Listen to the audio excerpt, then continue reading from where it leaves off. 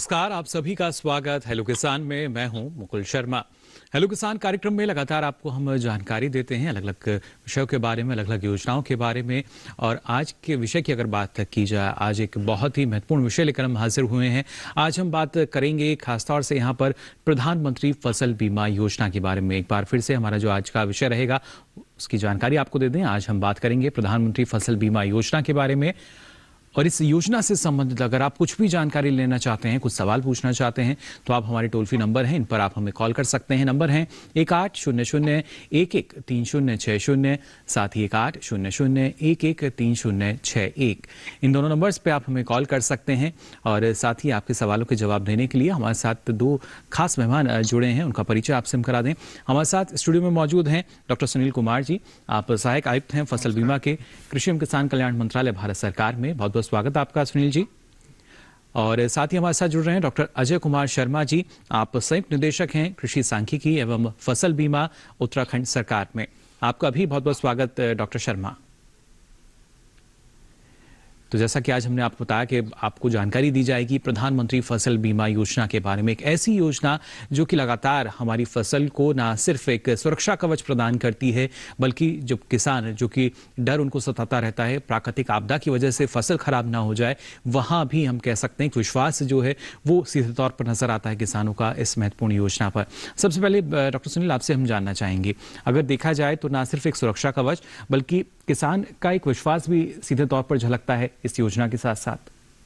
हाँ, देखिए, ये योजना जो है करीब 2016 से लागू की गई है और ये 6 वर्ष पूर्ण हो गए हैं। तो इसमें किसानों का विश्वास जीतने में ये योजना सफल रही है, क्योंकि जो इसका मुख्य उद्देश्य रहा था कि प्राकृतिक आपदा के समय में अगर किसानों को फसल नुकसान होती है और उस फसल से जो उनकी निश्चित आय आने के लिए भविष्य में उनकी परिकल्पना होती है, जिसमें किसी तरह की बाधा ना हो प्राकृतिक आपदा के कारण, और उनकी जो है आय में रुकावट ना हो, जिसके उनके जो है दिनचर्या या कहिए उनकी आर्थिक कार्यकलाप जो बना रखे हैं उसमें सुचारू रूप से चलते रहे। इसमें ये योजना बहुत सहायक हुई है। और जहाँ जहाँ भी प्राकृतिक आपदा वो आए हैं, जहाँ फसल की नुकसान हुई है, वहाँ योजना से उनको किसानों को लाभ मिला है। इसलिए किसान बहुत इस योजना से लाभान्वित भी हुए हैं और बहुत सेटिस्फाइड हैं, संतुष्ट भी हैं। जी बिल्कुल। और जब भी हम प्राकृतिक आपदा की बात करते हैं तो कहीं ना कहीं जो हमारे पर्वतीय क्षेत्र हैं वहां पर कहीं हमारे किसानों के सामने अलग अलग तरह की चुनौतियां आती हैं, विपरीत परिस्थितियां रहती हैं। ऐसे में यहाँ डॉक्टर अजय, आपसे भी हम जानकारी लेना चाहेंगे, उत्तराखंड जैसे राज्य की अगर बात की जाए तो किस तरह का रुझान वहां पर नजर आता है आपको, जो किसान है उनका अपनी फसल का बीमा कराने के लिए? सर, उत्तराखंड में सभी किसान योजना का लाभ उठा रहे हैं जी। इसमें बीच में ऑप्शनल कर दी गई थी लोनी फार्मर्स के लिए। उस समय के बाद से लगातार लोगों का पार्टिसिपेशन बढ़ रहा है इसमें। और अब तक करीब 5 लाख किसानों को 410 करोड़ का क्लेम मिल चुका है। जी बिल्कुल। तो आप जानते हैं पर्वतीय क्षेत्रों में आपदाएं हर दूसरे तीसरे साल कुछ न कुछ आपदा आती रहती है जी। या तो सूखा या बारिश या अत्यधिक बारिश या ओलावृष्टि हो जाती है, जिससे किसानों की फसलों का नुकसान होता है जी। तो ऐसी परिस्थिति में किसानों के लिए योजना बहुत लाभदायक है।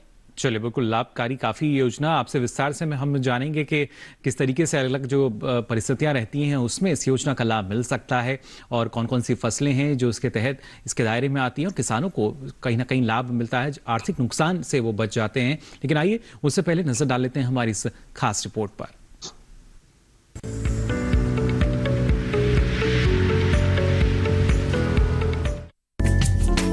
हमारी खेती काफी हद तक मानसूनी बारिश पर निर्भर करती है। खासकर खरीफ फसलों के लिए तो मानसून काफी अहमियत रखता है। बरसात हो गई तो ठीक, वरना सूखे के कारण पूरी फसल चौपट होने का डर हमेशा किसानों को सताता है।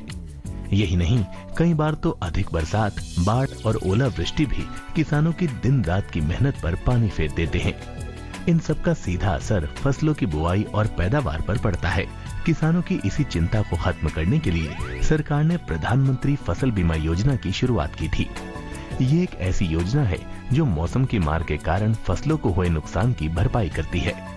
फसल बीमा योजना का मकसद प्राकृतिक आपदाओं, कीट और रोगों की वजह से सरकार द्वारा अधिसूचित फसल में से किसी नुकसान की स्थिति में किसानों को बीमा कवरेज और वित्तीय सहायता देना, कृषि में किसानों की रुचि बनाए रखना व उनकी आय को स्थायित्व देना, किसानों को कृषि में नवाचार और आधुनिक पद्धतियों को अपनाने के लिए प्रोत्साहित करना है।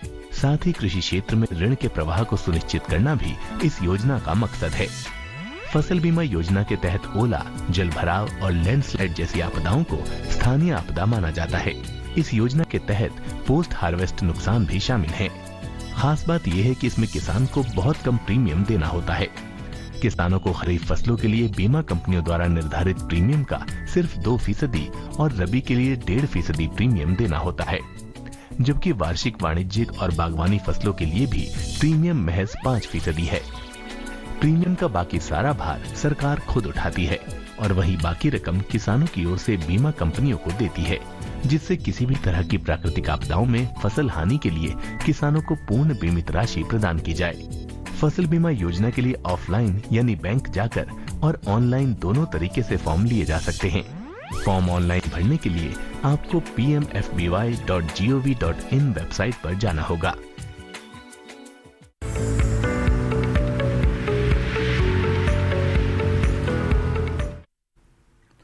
तो जाना आपने किस तरीके से लाभ आपको मिल जाता है अगर आपने अपनी फसल का बीमा कराया। बिल्कुल वैसे बीमा जैसे हम अपना भी कराते हैं, और ऐसे ही अगर हम अपनी फसल का बीमा कराते हैं तो वहां पर किसी तरीके से आपको जो आर्थिक नुकसान होता है उसकी भरपाई भी की जाती है। और इस पूरी प्रणाली को अगर डॉक्टर सुनील हम देखते हैं तो अब काफी सरल भी किया गया है, और हम कह सकते हैं कि शायद समय से पहले भी जो भुगतान है वो अदा कर दिया जाता है, जो एक निश्चित समय दिया जाता है।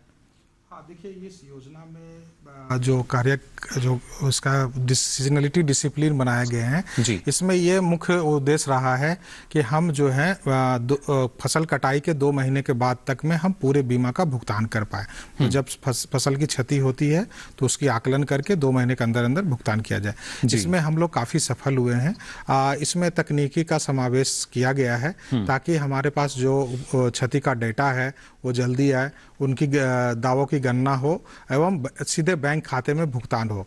तो इससे जल्दी से जल्दी हम लोग भुगतान करने में सफल हुए हैं, और इसका जो है फायदा भी मिला है किसानों को, क्योंकि इससे क्या होता है कि रबी अगर खरीफ फसल की अगर उनको क्लेम मिला है तो नेक्स्ट सीजन में उनकी जो स्टैंडिंग क्रॉप होते हैं उसमें जो कीटनाशक दवाई देना होता है, फर्टिलाइजर देना होता है, उसमें हम लोग उनको सहयोग दे पाते हैं अगर किसी तरह के क्षति हुई, उनको डबल क्षति ना हो कि एक पैसे के अभाव में उनका जो है अगले सीजन का जो क्रॉप अगर है तो उसको सही समय पर सही ढंग से उसको उगाएं, उसमें इनपुट सही टाइम पर डालें। जी बिल्कुल। और खासतौर से सुनील जी हम देखते थे कि जिस तरीके से पहले अगर किसान की तरफ से देरी हुई या फिर आकलन में देरी हो जाती थी, लेकिन जब हम आधुनिक कृषि में ड्रोन के इस्तेमाल को देखते हैं तो यहाँ भी उसका उपयोग किया जा रहा है, और जो आकलन है अब शायद बहुत जल्दी कर लिया जाता है नुकसान का। हाँ, 2 चीज़ें हैं इसमें। देखिए ड्रोन और तकनीकी उपाय से उसमें समावेश से 2 फायदे हुए हैं।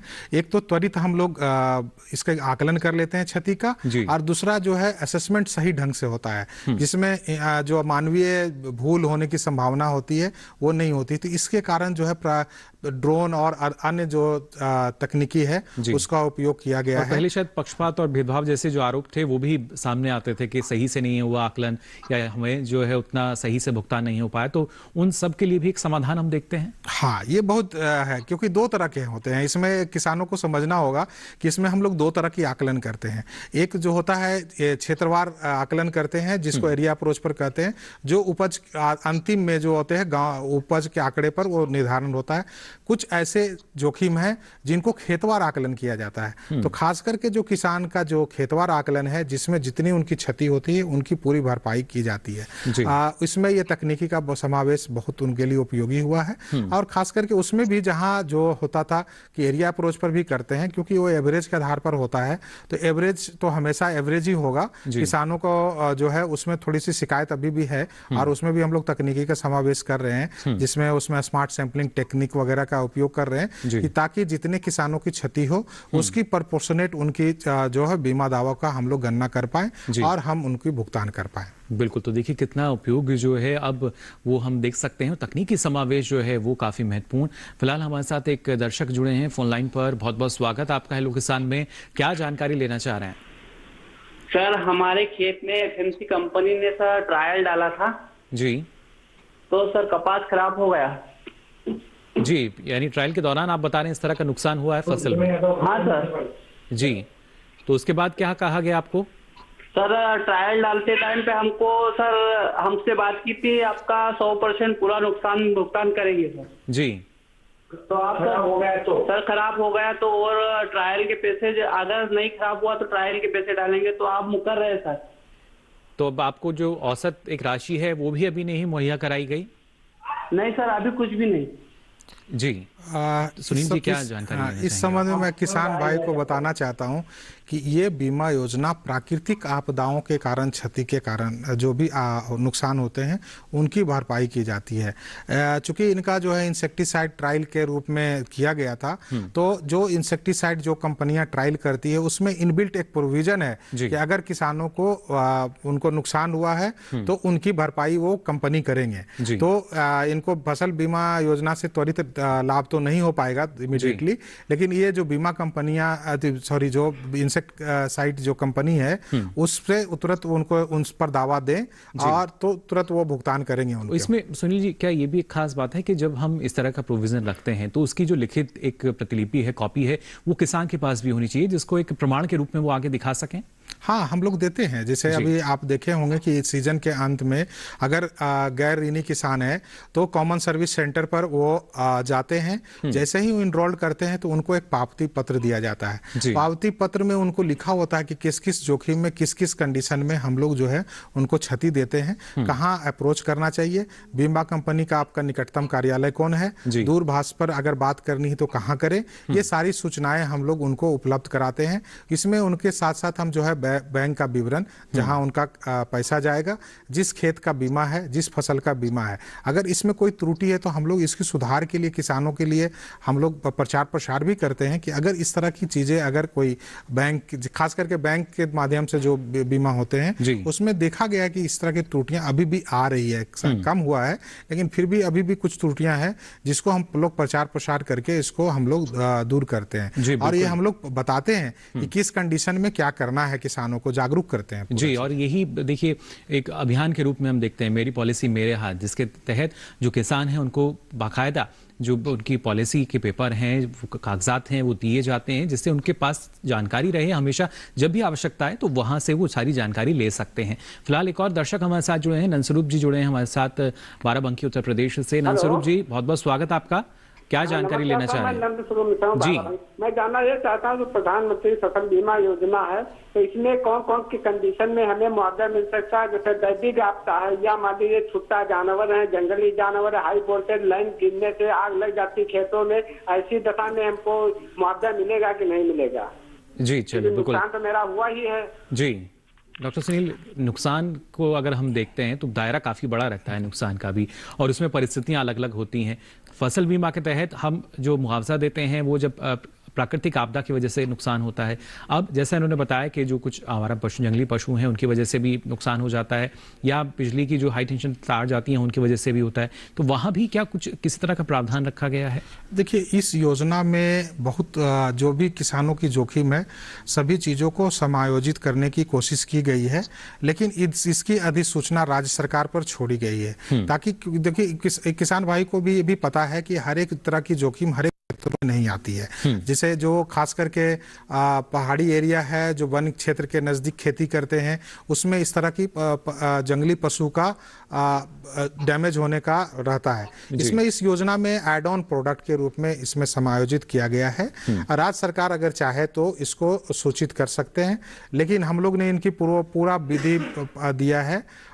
इसमें देखा गया है कि जो प्रीमियम खास करके जो बीमा कंपनियां लेती है वो बहुत अधिक है। इसका मुख्य कारण है कि इसमें डाटा का अभाव है। अभी हम लोग जो है कितने क्षति होती है, क्या है, क्योंकि बिजनेस मॉड्यूल पर है तो इसमें हम लोग दो तरह की स्कीम चल रही है।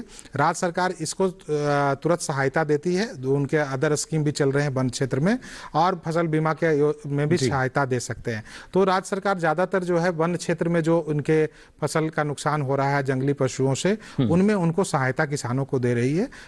फसल बीमा योजना में उनको अधिसूचित नहीं कर पा रही है। जी बिल्कुल, लेकिन जब हम जोखिम की बात करते हैं डॉक्टर अजय, आपसे हम जानकारी लेना चाहेंगे, और खासतौर से मानसून की जब हम पहले बात करते हैं तो जो बारानी क्षेत्र हैं या कुछ मैदानी क्षेत्र हैं वहां पर एक सकारात्मक ऊर्जा देखते हैं किसानों में मानसून को लेकर, लेकिन उतनी ही चुनौतियां कहीं ना कहीं हमारे पर्वतीय क्षेत्रों में बढ़ जाती हैं, और सबसे ज्यादा हम देखते हैं लैंडस्लाइड की जिस तरीके से खबरें आती हैं, जो नुकसान होता है, कैसे जो आकलन है वो किया जाता है पर्वतीय क्षेत्रों में, या उत्तराखंड की अगर हम बात करते हैं कैसे जो आकलन है वो जल्दी से किया जाता है?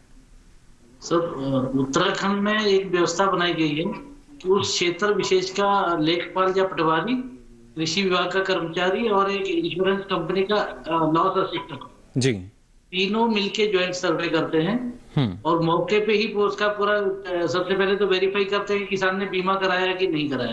अगर बीमा कराया होगा तभी उसको लाभ मिल पाएगा। तो ये काफी लोगों को लाभ मिला है उत्तराखंड में, लगभग 5% लोगों को लाभ इस तरीके से मिल रहा है।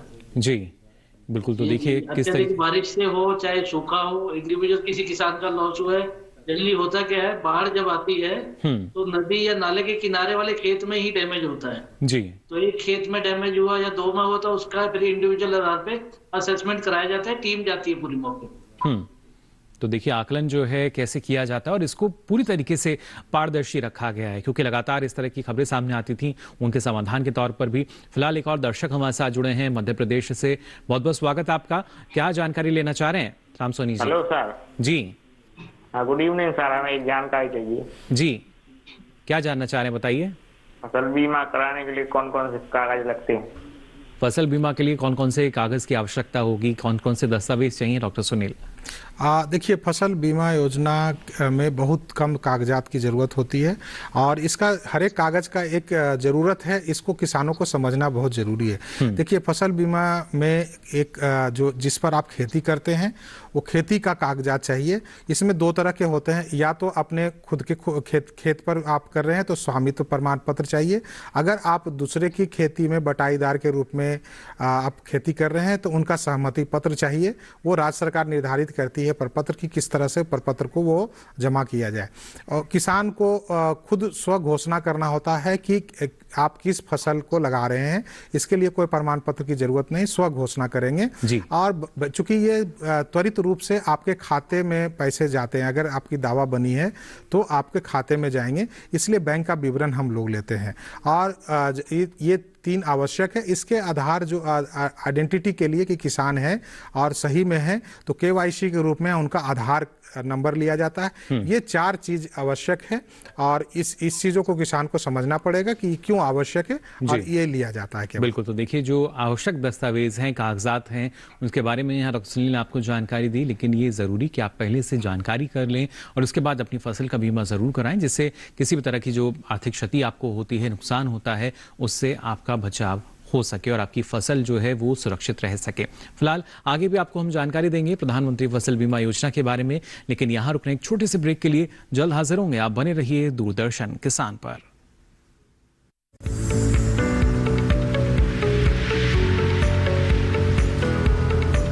अरे भाई सुना नहीं क्या, केसीसी ने किसानों का जिंदगी बदल दिया है। देश के छोटे किसान 1,60,000 रुपये तक का कर्ज बिना किसी गारंटी को ले पाएंगे।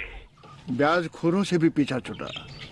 मैं तो जैविक खेती का पूरा सामान मंगा लिया, केसीसी का भी कोई दबाव नहीं है। ब्याज चुकाने के लिए पूरा 1 साल मिलता है। समय पर भुगतान करने पर केवल 4% के सालाना ब्याज पे लोन मिल गया मुझे। अपना आधार कार्ड, लेटेस्ट फोटो और जमीन के कागजात लेके अप्लाई करो बस। और नामांकन भरने के लिए जेब भी ढीली नहीं करनी पड़ी।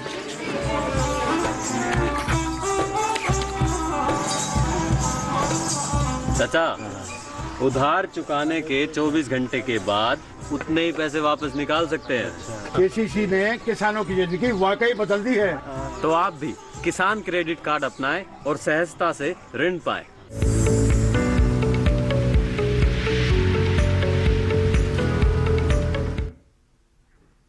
ब्रेक के बाद आप सभी का एक बार फिर स्वागत हेलो किसान में। आज लगातार हम बात कर रहे हैं प्रधानमंत्री फसल बीमा योजना के बारे में।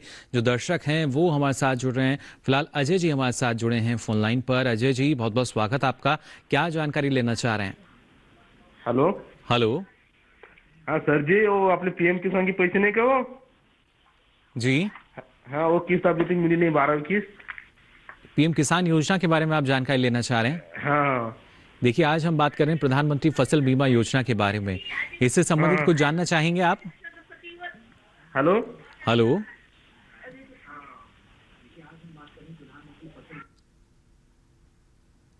जो दर्शक हैं, देखिए लगातार इस कार्यक्रम से जुड़ते हैं, उनकी कोशिश यही रहती है कि जो उनका सवाल है वो हम तक पहुंच पाए। लेकिन जैसा हमने आपको बताया, आज हम बात कर रहे हैं प्रधानमंत्री फसल बीमा योजना के बारे में। लेकिन जैसा जो दर्शक जानना चाह रहे थे, उनके सवाल से संबंधित जो विषय है उसको जल्द हम शामिल करेंगे अपने इस कार्यक्रम में, यानी पीएम किसान पर भी आपको आने वाले समय में जल्द जानकारी दी जाएगी। साथ ही और भी कार्यक्रम हैं दूरदर्शन किसान के, जिनके माध्यम से इस महत्वपूर्ण योजना के बारे में आपको जानकारी दी जाती है। लेकिन आज हम बात कर रहे हैं प्रधानमंत्री फसल बीमा योजना को लेकर। यहाँ डॉक्टर सुनील, और जानकारी आपसे हम लेना चाहेंगे, जैसा कि जो हमारे दर्शक हैं या जो किसान हैं, उनका मानना ये होता है कि ये जानकारी नहीं हो पाती कि कौन सी फसल जो है वो अधिसूचित है या नहीं। कहाँ से ये जानकारी हासिल हो सकती है किसान को? देखिए, ये राज्य सरकार जो है मुख्य फसलें जो हैं अधिसूचित करती हैं। तो मुख्य फसल के बारे में तो लोगों को बहुत पता है। हम लोग कोशिश करते रहते हैं कि अन्य जो फसलें हैं उनको भी जल्दी से जल्दी राज्य सरकार समायोजित करे, अधिसूचित करे, ताकि जो है इसका क्षेत्र को हम विस्तार कर पाए योजना के बारे में। तो इसके लिए हम लोग पेपर में भी निकालते हैं जब सीजन में कि किस क्षेत्र में, किस जिला में, किस क्रॉप का कितना है, कितना प्रीमियम दर किसानों को देना होगा, और जो है सम इंश्योर्ड क्या है। ये हम लोग 2-3 बार हर एक सीजन में निकालते हैं। इसके अलावा अगर किसान भाई को अगर इसकी सूचना लेनी है तो हमारे जो पोर्टल हैं, पोर्टल पर आप प्रीमियम कैलकुलेशन में जाएंगे, उनमें सारे विवरण जो है उनको दिए होते हैं। इसके अलावा हम लोग ने एक क्रॉप इंश्योरेंस ऐप भी है जो किसान भाई स्मार्टफोन यूज करते हैं, उनके बच्चे यूज करते हैं, तो उसके माध्यम से भी क्रॉप इंश्योरेंस ऐप में आप जाके पूरी जानकारी प्राप्त कर सकते हैं। इस ऐप के माध्यम से न केवल आप सूचनाएं एकत्रित कर सकते हैं, बल्कि आपको अगर कोई क्षति होती है तो क्षति का आपका जो है सूचना भी आप बीमा कंपनियों को, राज्य सरकार को दे सकते हैं। इसके अलावा जो है आप पूरी जो अपनी एप्लीकेशन का ट्रैकिंग भी कर सकते हैं। तो ये सारे चीजें इलेक्ट्रॉनिक के माध्यम से हर एक गतिविधि को किसानों तक पहुंचाने के लिए ये सारे चीजें ऐप और पोर्टल के माध्यम से ये सारे सुनिश्चित किए जा रहे हैं। जी बिल्कुल। तो देखिए किस तरीके से ऑनलाइन प्रणाली जो है वो काफी कारगर हो रही है और इस योजना को और भी मजबूती दे रही है। साथ ही डॉक्टर अजय, आपसे भी जानना चाहेंगे, आपने बताया कि जो आकलन है वो किस तरीके से किया जाता है और जो निर्धारित समय हमारे पास है उस समय के अंतर्गत उसके अंदर ही जो आकलन है वो कर लिया जाता है। लेकिन जब भुगतान की बात आती है तो किसानों की कई शिकायतें रहती हैं कि समय से भुगतान नहीं हुआ, या जो भी फसल बीमा कंपनी है उनकी तरफ से उन्हें किसी तरह का जवाब नहीं मिला। उसमें क्या स्थिति आप देखते हैं उत्तराखंड राज्य की? उसमें सर अभी तक तो ऐसी कोई समस्या नहीं आई है स्टेट हेडक्वार्टर की। जी, थोड़ी दिक्कत फील्ड में कभी कभी आती है, लेकिन उसको फील्ड लेवल पे सॉर्ट आउट कर दिया जाता है। जी, इसमें किसानों का जनरली यही होता है, कई बार क्या होता है किसान ने बीमा नहीं कराया होता, लेकिन जैसे ही कोई आपदा आई तो सब लोग क्लेम करना शुरू हो जाते हैं। जी, उस time joint team insurance company की, रेवेन्यू डिपार्टमेंट की और कृषि विभाग जी मौके पे जाती है। फिर सबसे पहला काम तो यही करती है कि उनका बीमा है कि नहीं है। जी, तो गत वर्ष तक हमने देखा कि सभी किसान 150 किसान गांव के फार्म भर के देते रहे हैं, लेकिन जब उनका चेकिंग किया जाता है तो पता चला 10 या 15 किसान ही बीमा कराए होते हैं। जी, तो उतने लोगों को ही लाभ मिल पाता है, बाकी लोगों को लाभ नहीं मिल पाता। तो थोड़ा सा प्रचार प्रसार और बढ़ाए जाने की जरूरत है किसानों के बीच में। जी, जागरूक करना बहुत जरूरी है। बिल्कुल। और देखिए जागरूकता जो है हर स्तर पर की जा रही है। खासतौर से डॉक्टर सुनील, अगर देखा जाए, क्योंकि आगामी सीजन के लिए 31 जुलाई एक तारीख सुनिश्चित हुई थी कि इस तारीख तक हमारे जो किसान हैं अपनी फसल का बीमा कराएं, तो पिछले सालों के मुकाबले इस साल की अगर हम बात करते हैं उसमें किस तरह का बदलाव आपने देखा है? नहीं, देखिए ये खरीफ 2020 से यह योजना को सभी किसानों के लिए स्वैच्छिक कर दिया गया। कोविड काल में भी लग रहा था कि इसमें स्वैच्छिक होने के बाद भी हो सकता है किसान भाई को बहुत सारे कठिनाइयां हो और वो बीमा ना करा पाए, लेकिन उसमें भी लगातार अस्थिर रहा। लेकिन इस बार जब कोविड काल समाप्त हुआ है, पहली बार जो है किसान खुल करके खेती बाड़ी किए हैं और प्लस जो है वो सारे अपने खुद जाके योजना के बारे में प्रचार प्रसार भी हम लोग कर पाए और जो है खुद इनरोलमेंट कर पाए। तो अभी हमारे पास पूरी आंकड़ा नहीं आ पाए हैं, लेकिन जो आंकड़ा अभी तक हमें मिला है इसमें से पिछले साल जितने खरीफ में हमारे पास जितने बीमा हुए थे उससे अधिक एप्लीकेशन आवेदन भी आए हैं और क्षेत्र भी ज़्यादा बीमित हुए हैं। तो ये प्रोग्रेस है। बिल्कुल। तो देखिए किस तरीके से लगातार हम कह सकते हैं कि इस योजना के तहत जो सफलता है वो भी मिल रही है, ज़्यादा से ज़्यादा जो किसान हैं वो उसके दायरे में आ रहे हैं। फिलहाल हमारे साथ एक और दर्शक जुड़े हैं, मध्य प्रदेश से हरदास जी हमारे साथ जुड़े हैं। बहुत बहुत स्वागत आपका, क्या जानकारी लेना चाह रहे हैं? नमस्कार जी, किसान चैनल देख रहे हैं सर हम जी। तो बीमा के बारे में जानकारी दी जा रही है जी, आप क्या जानना चाह रहे हैं बताइए? जी सर, जो दूसरा क्या है, बीमा कभी कभी आता नहीं है, जो उसका मतलब नुकसान होता है लेकिन भुगतान नहीं मिलता बाद में। हाँ सर जी, कौन सी कंपनी से आपने कराया था बीमा? नहीं सर, केसीसी से है हमारा। केसीसी के जरिए है जी। चलिए, यानी स्वैच्छिक जो किया गया था। कुछ जानकारी और लेंगे सुनील जी आप इनसे? नहीं, मैं थोड़ा किसान से भाई से थोड़ा अनुरोध करना चाहूँगा कि देखिए ये जो है केसीसी के लिए जो अधिसूचित फसलों के लिए सभी फसल किसान जो उगाते हैं जिसके लिए ऋण लिए हुए, हो सकता है सरकार ने अधिसूचित ना किया हो, लेकिन मुख्य फसल तो अधिसूचित करते हैं। तो एक बार आप बैंक में जाएं और ये आपके आवेदन पत्र में जरूर देखें कि कौन कौन फसलों को आपके लिए ऋण दिया गया है। तो जिसके लिए दिया गया है उसके लिए बीमा कराना आवश्यक है। चूंकि ये स्वैच्छिक हो गई है तो एक बार आप जाके बैंक में लिख के दे दे जरूर कि हमारी बीमा की जाए, क्योंकि स्वैच्छिक होने के कारण बहुत सारे चीज़ों में या तो आधार कार्ड नहीं होते हैं उस टाइम या कोई और कारण होते हैं, तो जिस कारण से जो है बैंक जो है वो प्रीमियम कुछ किसानों को छोड़ देते हैं। हम लोग उस पर कार्रवाई तो करते हैं, लेकिन कुछ जगह पैचेज में अभी भी नहीं हो पाता क्योंकि सारी सूचनाएं हम लोग तक नहीं आ पाती है। लेकिन इसलिए किसान भाई से हम लोग प्रचार प्रसार के माध्यम से अनुरोध करते हैं कि एक बार जरूर आप अवश्य जाएं बैंक में और कट ऑफ डेट के पहले जरूर सुनिश्चित कर लें। अभी भी आप जो है 15 जुलाई ऐसे जो आपका जो है 31 जुलाई था कट ऑफ डेट, अभी भी डेटा जा रहा है। एक बार आप फिर जाके सुनिश्चित करें कि आपको डेटा गया है कि नहीं गया है। इसके अलावा जो है हम लोग पॉलिसी वितरण करते हैं, जिस बैंक के माध्यम से जिस किसानों का बीमा किया जाता है उसकी पॉलिसी फिर हम किसानों को बांटते हैं। उस टाइम भी आप सुनिश्चित करें कि आपका बीमा हुआ कि नहीं हुआ। अगर नहीं हुआ तो अगले सीजन में अवश्य जाके आप इसको आवेदन देके करवाएं। अगर किसी कारणवश अगर बैंक इंटरेस्टेड नहीं है तो आप कॉमन सर्विस सेंटर के माध्यम से भी अपना बीमा करवा सकते हैं, या स्व आप जो है पोर्टल का अगर ऑनलाइन यूज करते हैं तो ऑनलाइन माध्यम से भी अपना स्वतः बीमा करवा सकते हैं। जी बिल्कुल, PMFUI के जरिए देखिए आप खुद भी इसको कर सकते हैं। और साथ ही एक और दर्शक हमारे साथ जुड़े हैं फोन लाइन पर, बहुत बहुत स्वागत आपका। देवास मध्य प्रदेश से हमारे साथ जुड़े हैं अशोक जी, क्या जानकारी लेना चाह रहे हैं? हेलो जी अशोक जी, स्वागत आपका, क्या जानकारी लेना चाह रहे हैं? सर मैंने 2020 में प्रधानमंत्री फसल बीमा करवाया था जी खरीफ का जी। तो सर इसका मेरे को क्लेम नहीं मिला AIC से। AIC के जरिए आपने बीमा कराया था, नुकसान का आकलन किया गया आपके यहाँ? जी सर। तो जो AIC आप जैसा आपने बताया AIC के जरिए आपने किया था, तो वहां पर आपकी कोई बातचीत हुई उन लोगों से? हाँ सर हुई थी, पर ये बता रही हूँ कि आपका पोर्टल पे मेरा अकाउंट से कटा भी है जी नॉन लोनी में। लेकिन समय देखिए कभी कभी लग जाता है क्योंकि ऑनलाइन प्रणाली की हम बात कर रहे हैं। डॉक्टर सुनील, क्या जानकारी आप देना चाहेंगे? ये इस तरह की शिकायतें हम लोग को मिली है, खास देवास जिले से भी हम लोग को आए हैं कि कुछ बैंक्स जो हैं वो बीमा प्रीमियम काट लिए हैं, लेकिन उसका जो है डेटा जो है पोर्टल पर नहीं समय पर धर पाए थे। हम लोग ने 3 बार हम पोर्टल पर डेटा अपलोड करने के लिए बैंकों को समय बढ़ाए और दिए, इसके बावजूद भी कुछ किसानों का रह गया है। इसको हम लोग एग्जामिन कर रहे हैं।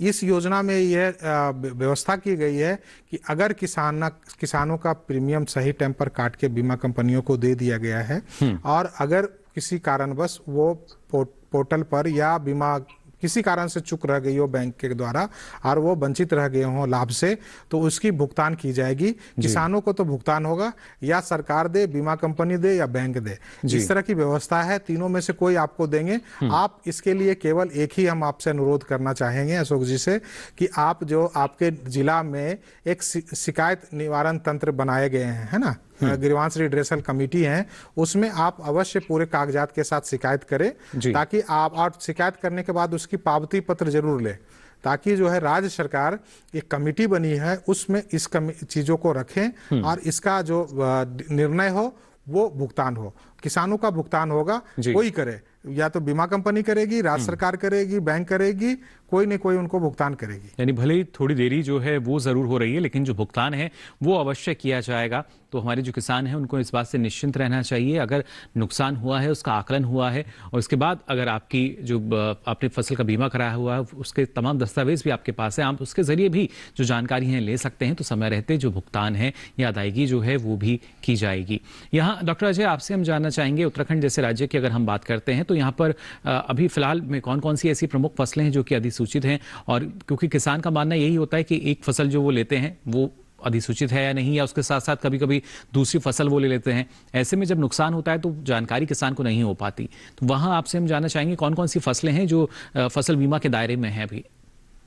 प्रधानमंत्री फसल बीमा योजना में 4 फसलें कवर्ड हैं जी, गेहूं, धान, मंडुआ और मसूर 2 जिलों में जी। और मौसम आधारित फसल बीमा योजना में करीब 14 फसलें शामिल हैं जो है आलू, अदरक, टमाटर, मिर्च, फ्रेंच बीन, रबी में सेब, आड़ू, माल्टा, संतरा, मौसमी, आम, लीची, आलू, टमाटर और मटर जी। इतनी फसलें मौसम आधारित फसल बीमा योजना में शामिल हैं। लेकिन इसमें डॉक्टर अजय, अगर कहीं किसान की कोई समस्या आ जाती है या कोई शिकायत है तो वो जिला स्तर पर कहाँ इस बात की शिकायत कर सकता है? जिला स्तर में कृषि विभाग के अधिकारी हैं और उद्यान विभाग के अधिकारी हैं और इंश्योरेंस कंपनी के भी वहां पर एजेंट रहते हैं जी, उनसे बात कर सकते हैं जी। बिल्कुल। तो देखिए, अगर किस तरह की आपको शिकायत रहती है तो उसका निपटान कैसे हो सकता है, आपकी जो बात है वो कहाँ सुनी जाएगी, ये सारी जानकारी होना आपके लिए बेहद ज़रूरी है और वही जानकारी आपको हम दे रहे हैं यहाँ पर। आगे भी फिलहाल जो जानकारी का सिलसिला है वो जारी रहेगा, लेकिन हम यहाँ रुक रहे हैं एक छोटे से ब्रेक के लिए। जल्द हाजिर होंगे, आप बने रहिए दूरदर्शन किसान पर।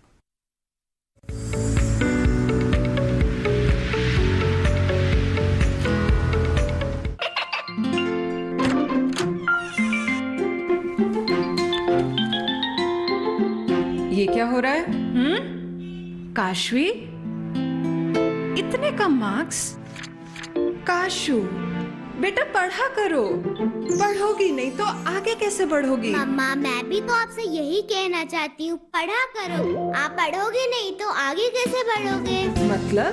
वो देखो, सिर्फ बैक पर छपा ऑर्गेनिक नहीं, ऑर्गेनिक का निशान पहचानिए। पीजीएस ऑर्गेनिक का ये लोगो उन किसानों की पहचान है जो आज भी परंपरागत विधि से रसायन मुक्त खेती कर आपके लिए शुद्ध फसल उपजा रहे हैं। अब समझे मम्मा, अगर मैं प्योर ऑर्गेनिक फूड नहीं खाऊंगी तो अच्छे मार्क्स कहाँ से लाऊंगी? अच्छा बच्चों, जैविक खेती की इस मुहिम को आगे बढ़ाइए, शुद्ध ऑर्गेनिक अपनाइए।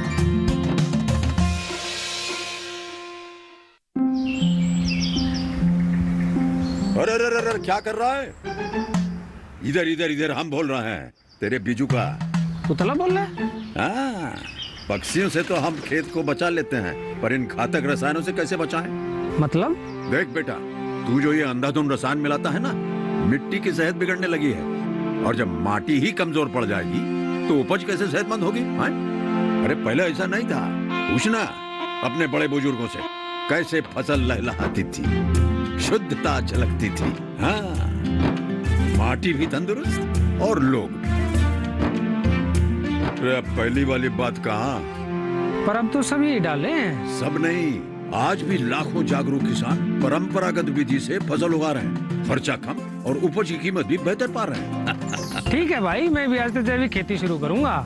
माटी से प्रेम की परंपरा है परंपरागत खेती।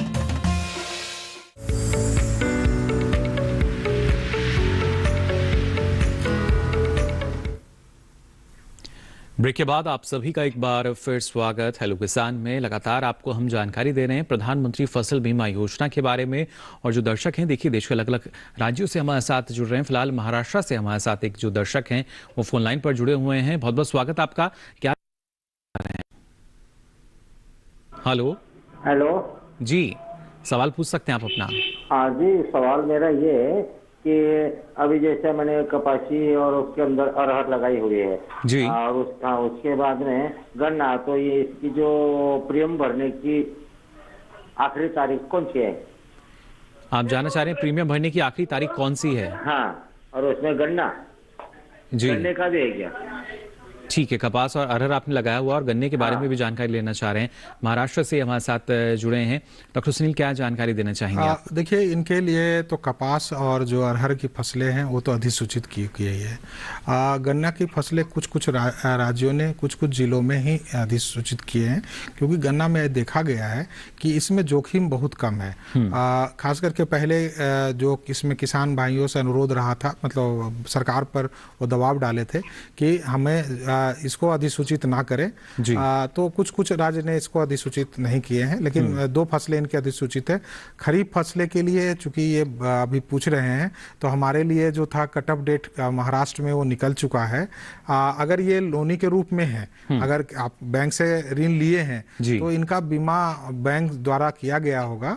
एक बार वो बैंक में जाके चेक कर ले कि इनका बीमा का प्रीमियम गया कि नहीं गया। लेकिन मैं किसान भाइयों से फिर भी अनुरोध करना चाहूंगा, देखिए ये बीमा योजना एक क्योंकि इसमें लाभ देना होता है और लाभ देने के लिए सभी क्रियाकलाप के लिए एक निश्चित तिथि रखी गई है, ताकि जो है उसमें किया गया हो। तो हम महाराष्ट्र के लिए जो 31 जुलाई कट ऑफ डेट था, उसमें सभी किसानों को बीमा में इसमें शामिल होने का एक अंतिम तिथि रखा गया था। लेकिन क्या डॉक्टर सुनील, यहाँ आने वाले समय में मान सकते हैं इस तरह का प्रावधान रहे? क्योंकि कभी कभी जो किसान हैं अगर कहीं पर फंसे हुए हैं या किसी वजह से आपकी जो प्रीमियम है वो नहीं जा पाती है और वो उनका कहीं ऋण भी नहीं है, लोनी फार्मर भी वो नहीं है, तो कुछ लेट फी के साथ भी अगर प्रीमियम अपनी भरना चाहे? ऐसी व्यवस्था तो नहीं है, लेकिन जहां जहां अगर कोई जैसे बाढ़ आ गया या कोई किसी न किसी कारण से अगर डिस्टर्ब हुआ प्रीमियम, क्योंकि प्रीमियम कलेक्ट करने के लिए हम लोग पूरे कॉमन सर्विस सेंटर को लगाए हुए हैं, बैंक को लगाए हुए हैं, प्लस जो बीमा कंपनियों का एजेंट है वो जा के गांव-गांव में कलेक्ट करते हैं। तो कहीं न कहीं किसी प्राकृतिक चीजों की डिस्टरबेंस होती है, चाहे इलेक्ट्रिसिटी के कारण हो, लॉ एंड ऑर्डर के कारण हो या प्राकृतिक के कारण हो, तो ये हम लोग डेट बढ़ाते हैं। कोई कैसे लगातार अभी देखे होंगे कि छुट्टियां पड़ गई किसान के लिए, छुट्टियां पड़ गई तो हम लोग स्वतः बढ़ा देते हैं। इस तरह की चीजें है। चलिए, फिलहाल एक और दर्शक हमारे साथ जुड़े हैं फोन लाइन पर, औरंगाबाद महाराष्ट्र से हमारे साथ जुड़े हैं। बहुत बहुत स्वागत आपका, क्या जानकारी लेना चाह रहे हैं? हेलो जी, क्या जानकारी लेना चाह रहे हैं? जी सर, सवाल ये था मेरा जी, जो इंश्योरेंस निकाला जाता है सर क्रॉप का, जो नुकसान के बाद जो भी कंप्लेंट की जाती है उसके सर्वे के लिए कोई भी आता नहीं एडवाइजर? जो आकलन है वो नहीं हो पाता, कोई सर्वे करने भी नहीं आता ऑनलाइन? हाँ, पंचनामा करने के लिए कोई भी नहीं आता है जी, वो बिना देखे ही उसका क्लेम करवा देते हैं, जो कि गलत है। जी, गजानन जी, कौन सी बीमा कंपनी के तहत आपके यहाँ जो फसल का बीमा किया? पिछले साल तो HDFC गो कंपनी थी। तो यहाँ डॉक्टर सुनील, क्या जो प्रति इकाई की हम बात करते हैं उस वजह से ये माना जा सकता है कि जो सर्वे जो है किसान के सामने नहीं हो पाया, या जब पूरे गांव को एक इकाई के रूप में देख लिया गया? हाँ, देखिए, इस किसान भाइयों को अभी भी योजना के प्रावधान के बारे में समझना बहुत ज़रूरी है। देखिए, एक निश्चित अवधि के अंदर अंदर पूरी क्लेम को देना होता है और पूरी आकलन करनी होती है। अभी भी जो स्टेट गवर्नमेंट के पास जो मशीनरी है, बीमा कंपनियों के पास जो मशीनरी है, जो कार्य क्षमता कर सकते हैं हम लोग, उसमें तकनीकी को समावेश करते हुए जितना हम लोग कर सकते हैं उसका प्रावधान किया गया है योजना में। ये किसानों को समझना पड़ेगा कि कुछ आप जोखिम के लिए जो है वो खेतवार आकलन नहीं होते हैं, उनके लिए एरिया अप्रोच लगाया जाता है। कुछ आपदाएं हैं, जल भराव है, ओलावृष्टि है, भूस्खलन है, प्राकृतिक आग है, बादल फटना है, और या जो है पोस्ट हार्वेस्ट लॉसेस, जो उसमें आपको जो कटाई के बाद का जो है अनसीजनल रेंज के कारण हो गया हो, तभी केवल खेतवार आकलन का प्रावधान है। जिसमें खेतवार आकलन में भी 2 तरह के होते हैं।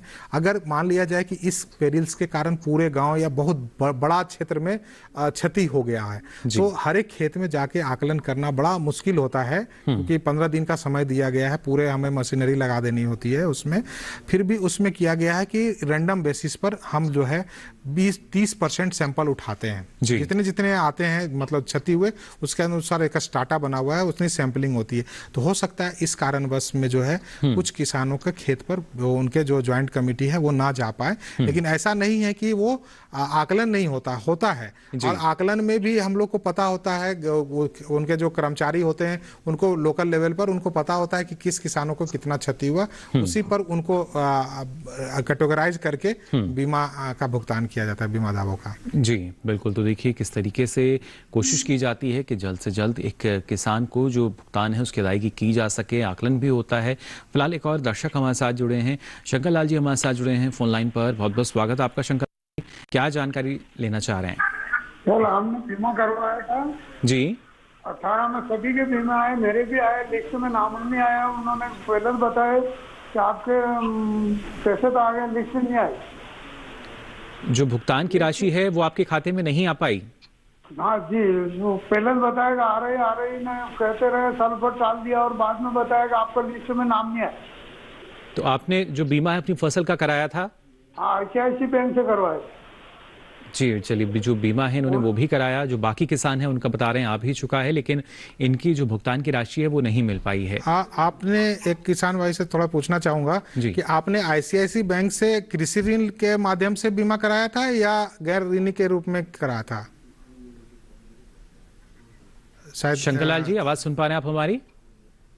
शायद संपर्क कट जी, संपर्क फिलहाल इनके साथ टूट चुका है, लेकिन किस तरीके से इसको हम इसमें अंतर देख सकते हैं डॉक्टर सुनील के हम ऋणी किसान या गैर ऋणी हैं? इसमें अगर गैर ऋणी है तो इनको पावती मिल जाता है और इस तरह की त्रुटि होने की संभावना अभी बहुत कम है, क्योंकि तुरंत हम लोग देखते हैं कोई अगर दस्तावेज में कमी भी होती है तो हम लोग दस्तावेज को रिवर्ट करके CSC के माध्यम से अदर से हम लोग मंगवा लेते हैं। इसमें हम लोग बहुत कोशिश होती है, पूरे बीमा कंपनियों पर हम लोग दबाव डाले रहते हैं कि किसानों को किसी तरह का हानि ना हो और पूरी प्रोसेसिंग के करके उनको भुगतान दे। लेकिन वही चीजें हैं बैंक के माध्यम से अभी भी जो है पोर्टल पर डेटा नहीं आ पाता है, तो जिसके कारण से जो है वो बीमा राशि से वंचित रह जाते हैं। लेकिन इनके लिए प्रावधान ऑलरेडी हम जैसे पहले भी बता रहे थे कि बीमा योजना में प्रावधान है, ये शिकायत करें और अगर इनका पासबुक ले, पासबुक में उनका प्रीमियम कटा है वो देख लें और इनकी शिकायत करें जिला स्तर पर जो शिकायत निवारण तंत्र बने हुए हैं उसमें, और इनका पूरा एग्जामिन होगा और इनको भुगतान किया जाएगा। जी बिल्कुल। तो देखिए जो भुगतान है वो आपको ज़रूर मिलेगा। आवश्यकता सिर्फ जो आप जानकारी ले रहे हैं उसमें थोड़ा सा और आगे बढ़ें। यहाँ डॉक्टर अजय आपसे भी हम जानकारी लेना चाहेंगे, जिस तरीके से उत्तराखंड की अगर हम बात करते हैं तो ना सिर्फ भारी बारिश या भूस्खलन की स्थिति हम देखते हैं यहाँ पर, इस बार भी काफ़ी इस तरह की जो घटनाएँ हैं वो रही हैं।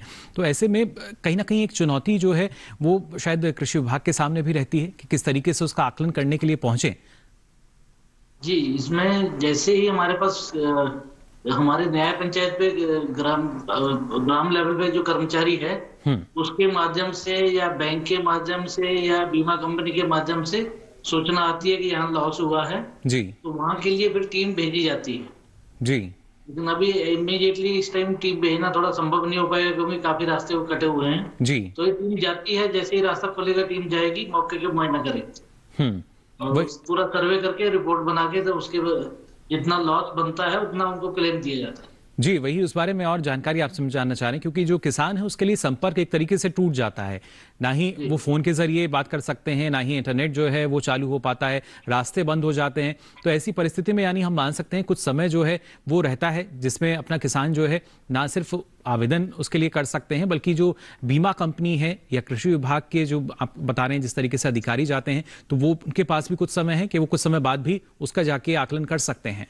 सूचना पहले समय के अंतर्गत मिल जानी चाहिए। सर्वे तो 1 हफ्ते के बाद भी हो सकता है, 4 दिन बाद भी हो सकता है, इसमें टाइम लग सकता है क्योंकि कर्मचारी लिमिटेड हैं और सर्वे की डिमांड बहुत ज्यादा होती है, तो फेस वाइज फेस में सर्वे होता है।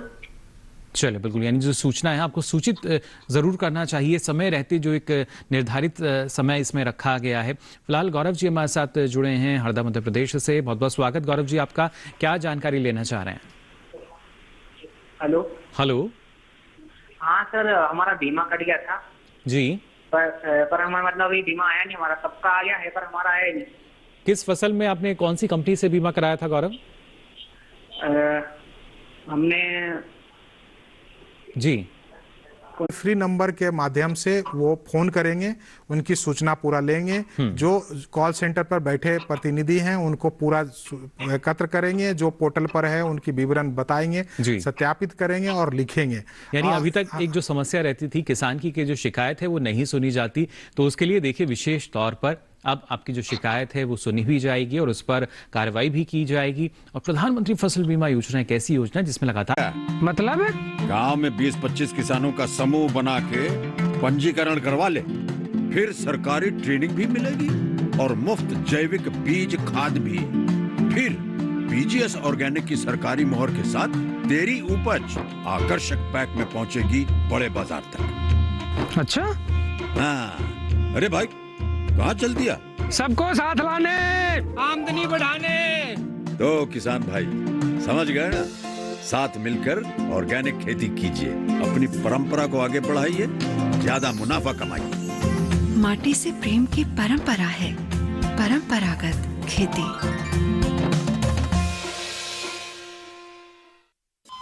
अरे सुन तो। मुझे क्या सुनाना चाहते हो? जो सुनाओ मेरी सौतन को। किसको? अरे वही तुम्हारा मोबाइल फोन जिससे सुबह शाम दिन रात चिपके रहते थे और कहते थे किसान कॉल सेंटर से बातें हो रही हैं। अच्छा ये बात है। हाँ क्यों, क्या हुआ? अब बात नहीं होती क्या? अब तो झट से बात हो जाती है। ऐसा क्या? हाँ, अब तो ज्यादा लाइनें और खास तकनीक के कारण खेती के माहिरों से तुरंत बात हो जाती है। और अगर कभी लाइन व्यस्त हो तो अपनी समस्या फोन पर रिकॉर्ड करा दो, वहाँ से फोन आ जाता है और समस्या की हल का मैसेज भी आ जाता है। ये देखो आ गया। अरे वाह, इसका मतलब इंतजार की घड़ी अब खत्म। हाँ। तभी मैं सोचूं कि आजकल मुझ पर इतना प्यार क्यों आ रहा है। कृषि संबंधी समस्याओं का अपनी भाषा में तुरंत हल पाने के लिए पूरे भारत में किसी भी फोन से हेल्पलाइन नंबर पर संपर्क करें। किसानों का दोस्त किसान कॉल सेंटर।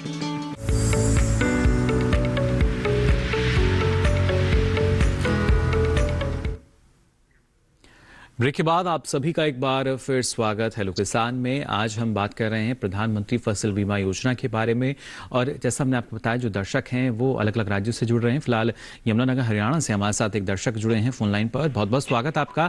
क्या जानकारी लेना चाह रहे हैं? राम राम जी। जी राम राम, क्या जानकारी लेना चाह रहे हैं? सर 2020 में मैं लोन लिया था SBI से। जी ये सर सीमा से सटा गाँव है हमारा, हरियाणा में यूपी में 2 जगह जमीन है हमारी जी। तो फसल बीमा के जो उन्होंने बैंक और में तो कुछ क्या नहीं, ना कोई मैसेज आता उनका। क्या क्या कहेगा इसके बारे में?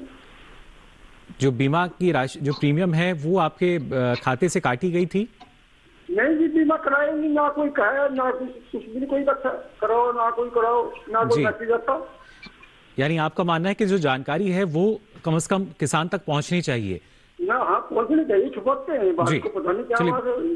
जी बहुत अच्छा सवाल इनका डॉक्टर सुनील। अगर देखा जाए क्योंकि हम बात करते हैं जानकारी देने की, जागरूकता की, अलग अलग कार्यक्रम भी चलाए जाते हैं, तो कैसे एक किसान तक ये जानकारी पहुंचे कि जो बैंक है या बीमा कंपनी है वो बीमा कराने के लिए आपके गांव में है या आपके गांव में कोई भी बीमा कंपनी है ये आपकी फसल का बीमा करेगी, किस तरीके से जानकारी जो है वो दी जा रही है? देखिए हम लोग की कोशिश लगातार ये हो रही है कि हम लोग फसल बीमा योजना के बारे में किसानों को हर एक सुविधा जो है और जो इसका लाभ है हम हर एक द्वार तक पहुंचाएं। इसके लिए जैसे हम लोग फसल बीमा पाठशाला आयोजित किए कि हर एक ग्राम स्तर पर फसल बीमा पाठशाला हो जिसमें किसानों को पूरा स्कीम के बारे में बताएं, उसमें खास करके कहाँ कौन कौन जोखिम कवर होते हैं, क्या दस्तावेज है और कहाँ कहाँ बीमा कराया जाए। इसके अलावा जो है हम लोग वैन भी चलाए कि त्वरित रूप से जाके जहाँ ग्रुप में बना के कैंप लगा के बीमा कराएं। इसके अलावा जो है कॉमन सर्विस सेंटर भी खुद प्रचार प्रसार करते हैं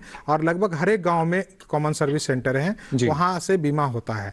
क्योंकि बैंक में बहुत सारे बोझ होते हैं, वो थोड़ा कम इंटरेस्ट ले रहे थे, इसके कारण से किसानों को कठिनाइयां हो रही थी। इसके अलावा ऑनलाइन भी है, भी कर सकते हैं। तो हम लोग बहुत माध्यम से इनको दिए हुए हैं ताकि किसी तरह की असुविधा ना हो करे। थोड़ा सा किसान भाइयों को जागरूक होने की जरूरत है अभी भी। अलग अलग माध्यम हमारे पास हैं।